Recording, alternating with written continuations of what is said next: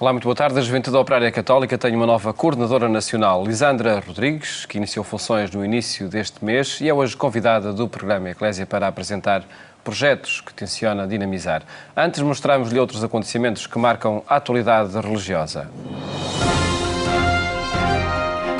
A Diocese do Porto acolheu o seu novo bispo. Dom António Francisco dos Santos prometeu proximidade, atenção aos mais frágeis e trabalho pelo bem comum.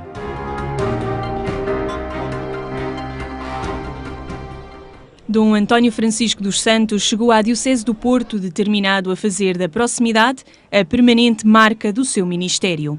As palavras que foi dirigindo a quem o via entrar solenemente na Catedral Diocesana e, sobretudo, os seus gestos, traduziram atitudes que confirmam a imagem que dele têm tanto os que o conhecem há mais tempo, como aqueles que alimentam expectativas para o trabalho que o espera no Porto.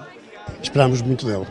Pela proximidade, pela espontaneidade dele, pela criatividade mesmo. Acho que sim, que é uma coisa muito boa para nós. A Diocese, do ponto de vista pastoral, tem estado assim um pouco bloqueada, enfim, vivendo mais ad extra do que ad intra, e agora precisamos de um bispo que nos faça refletir um pouco sobre o que é a Igreja e que nos faça mais ser Igreja a partir de dentro e depois a partir daí então animar uma pastoral que seja verdadeiramente inclusiva. É uma pessoa que foi sempre muito inteligente e fantástica e fiquei muito emocionado desde que soube que ele vinha aqui para o Porto. Qualquer lugar que o Dom António estivesse, era a pessoa certa para o lugar certo. Acho que foi mesmo a graça do Espírito Santo ele ter vindo para as gentes do Porto, porque acho que é aquele pastor que está de braços abertos para acolher, mas depois também sabe fechar para nos dar aquele conforto, aquele carinho. Desde essa altura, há uns 20 anos, ou 20 e poucos anos, que o ouvi pela primeira vez e achei fantástico. Disse-lhe inclusive que se ele fosse padre em outras paróquias, que eu iria sempre ao domingo à missa,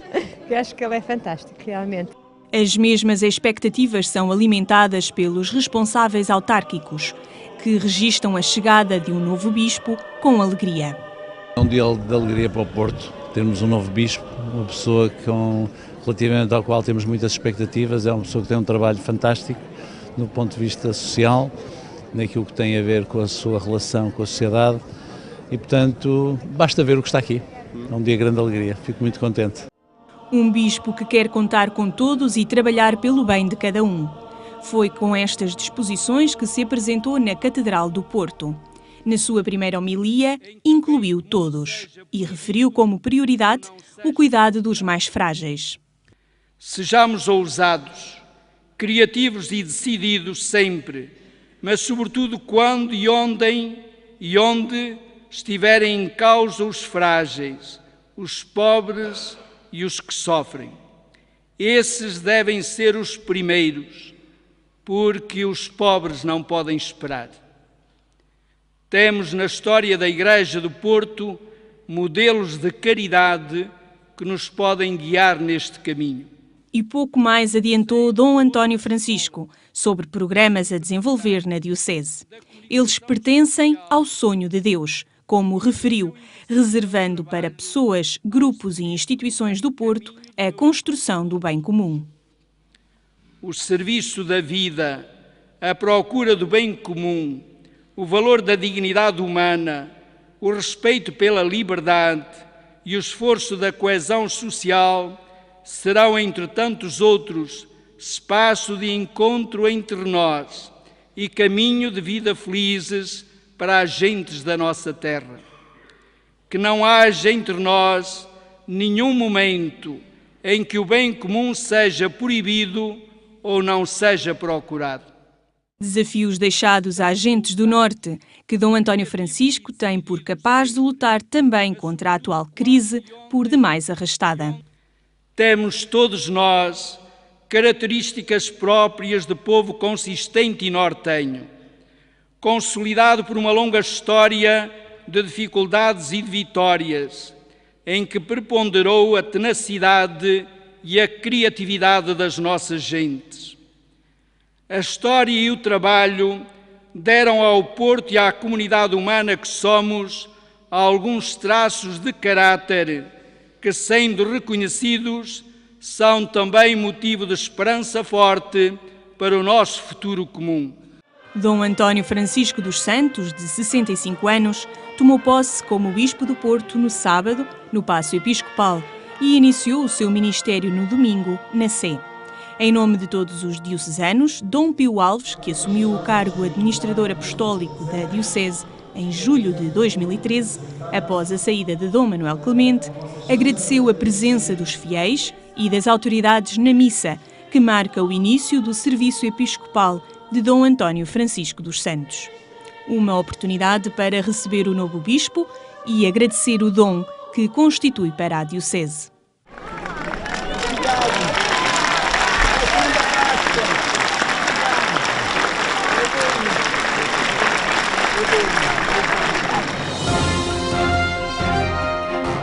Francisco apelou à libertação da prisão interior em que muitos se encontram. No Ângelus, o Papa desafiou a reagir contra uma vida falsa, egoísta e medíocre.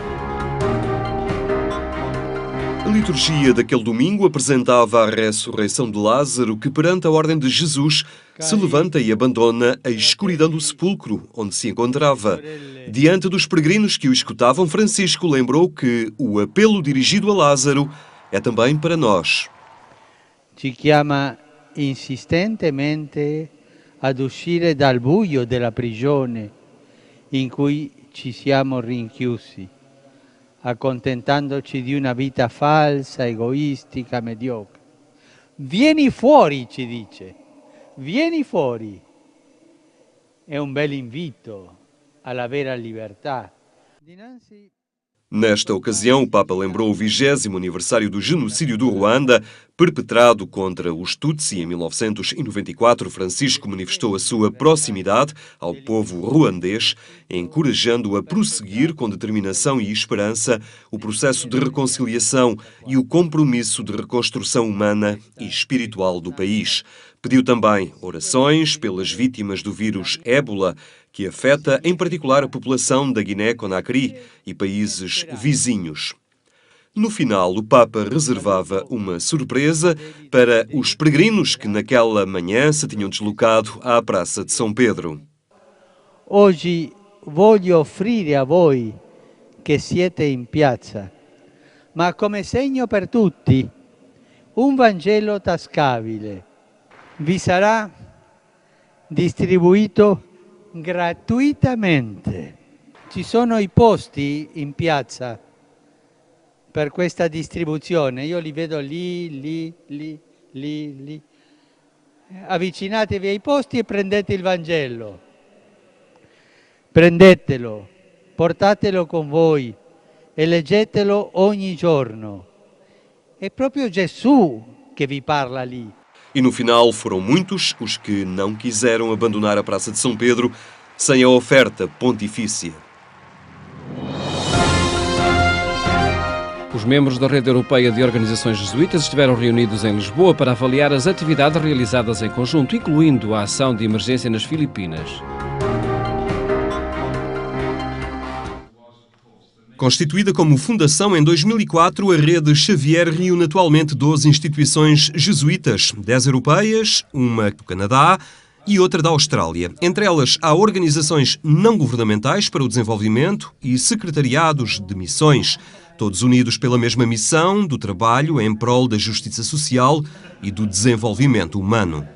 We are working all over the years, we are working together. We have an executive committee who is doing the work. We have organized the work in working groups, like I said, emergency projects, volunteer advocacy. But it's good to have a face-to-face meeting, no? And we are very happy to be here in Portugal, to be here in Lisbon, because we are changing every time we are in a different place. So we can also meet the staff of the office here from the Fundação, and also to see the office where they are working and to know a little bit more of the details, what they are working on. No? Entre os temas desta reunião, que juntou cerca de 20 representantes desta rede em Lisboa, debateu-se a forma como a Rede Xavier reage perante situações de emergência, como foi o caso do terremoto no Haiti ou o tufão que, em 2008, devastou as Filipinas. Desde essa altura que a Rede Xavier tem marcado presença no arquipélago asiático.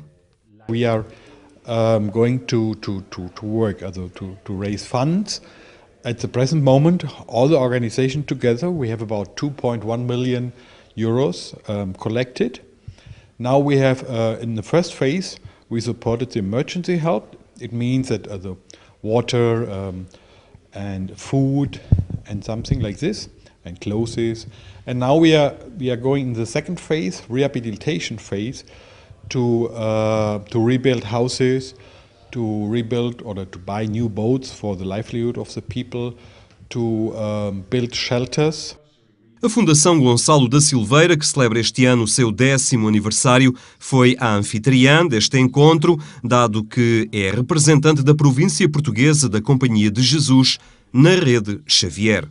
A ONGD dos Jesuítas, que representa, neste caso na Rede Xavier, como a organização que trabalha as questões do desenvolvimento, seja de apoio às missões, que têm presença missionária portuguesa e não só, e em Portugal trabalhamos muito em questões de desenvolvimento e de capacitação e questões sobre a cidadania global, ou seja, temos campanhas nas escolas que desenvolvemos tanto em escola mesmo, dando formação aos professores, que depois, por sua vez, transmitem em sala de aula aos seus alunos. A Fundação Gonçalo da Silveira é uma das fundadoras da Rede Xavier, uma organização que permite uma partilha de conhecimentos, projetos que ajudam em muito ao desenvolvimento das próprias instituições nos seus países de origem. Para nós é muito benéfico porque temos só a aprender, não é? Não temos que inventar a roda, porque podemos trazer, por exemplo, no início da educação para o desenvolvimento, quando nós começámos a trabalhar as questões muito focadas em educação, nós trabalhámos muito com as organizações espanholas, porque também têm estes trabalhos feitos nas escolas em Espanha. E a vantagem para nós foi, pudemos trazer todo um conhecimento, aplicá-lo à nossa realidade e não precisámos de estar a inventar nada. O próximo encontro da Rede Xavier vai ter lugar na Suíça.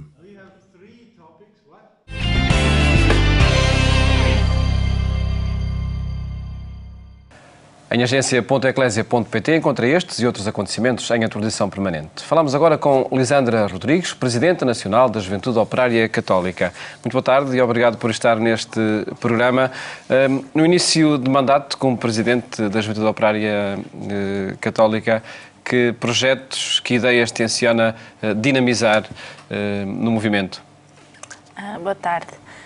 Enquanto coordenadora, o meu objetivo é, sobretudo, colocar em marcha aquilo que foram as prioridades e os objetivos definidos no plano de ação em Assembleia Nacional no ano passado, em agosto. E que passam por? Sim, as prioridades passam muito por apostar na expansão e consolidação do movimento, consolidação nas dioceses onde já estamos presentes, que são 8 a nível nacional, expansão nas mesmas, ou seja, na formação de novos grupos e também na formação de grupos em dioceses onde ainda não estamos presentes.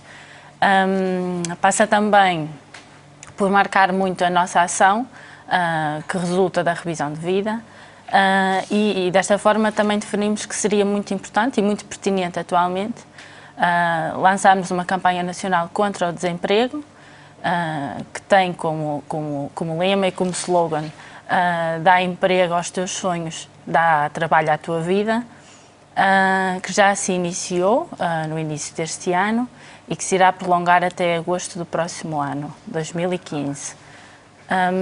Esta campanha tem como objetivo maior conhecer a realidade do desemprego no meio onde estamos.